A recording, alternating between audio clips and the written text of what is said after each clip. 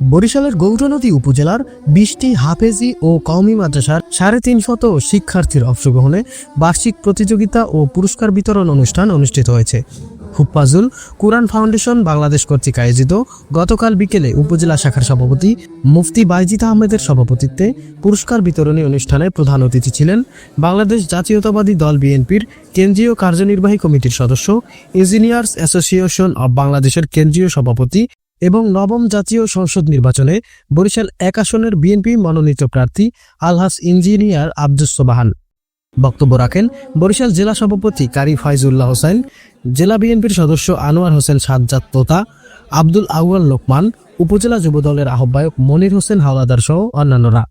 শেষে বিজয়ীদের মাঝে ক্রেস্ট, সনদ ও পুরস্কার বিতরণ করা হয়। আরিফিন রিয়াদ, স্মার্ট সংবাদ, নিউজ ডেস্ক। নামাজ পড়ো, রোজা রাখো, তোমাকে আমি যা দিয়েছি তা থেকে তুমি দান করো, তবেই তোমার সফলতা কিয়ামতে। এই যে আমি মনে প্রাণে বিশ্বাস করি। যেহেতু আপনারা জানেন আমি বিএনপির একজন কর্মী, সুতরাং বিএনপির এটা রাজনৈতিক মঞ্চ নয়, তবু আমি একটা কথা আপনাদের স্মরণ করে দিতে চাই। জিয়াউর রহমান যখন এদেশের প্রেসিডেন্ট হলেন তখন কিন্তু তিনি বাংলাদেশের সংবিধানে একটা জিনিস সংযুক্ত করেছিলেন। তিনি বলেছিলেন রাষ্ট্রীয় ধর্ম ইসলাম হবে। আর আওয়ামী লীগ সরকার তারা নির্দলীয় বিভিন্ন চাহিদা ছিল, তার ভিতরে ধর্মের কোনো কথা ছিল না।